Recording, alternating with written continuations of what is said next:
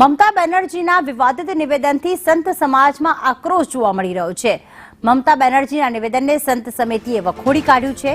અખિલ ભારતીય સંત સમિતિ રાષ્ટ્રીય મહામંત્રીએ નિવેદન આપ્યું છે અને કહ્યું છે કે મમતા દીદી માટે મહાકુંભ નહીં મૃત્યુકુંભ છે।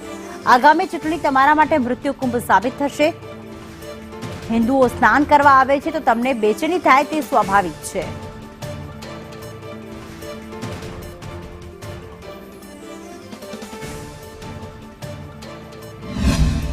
सुश्री ममता बनर्जी जी के द्वारा दिया गया यह बयान कि यह महाकुंभ नहीं मृत्यु कुंभ है, अखिल भारतीय संत समिति कठोर शब्दों में इसकी निंदा करती है। ममता दीदी, यह सत्य है कि यह महाकुंभ नहीं आपके लिए मृत्यु कुंभ के बराबर है। पश्चिम बंगाल, झारखंड, बिहार, उड़ीसा और मैं यूं कहूं कि पूर्वी भारत का हिंदू जिस तरीके से जगा है और इस कुंभ के अमृत स्नान के लिए आ रहा है, इससे आपके मन में बेचैनी होना स्वाभाविक ही है।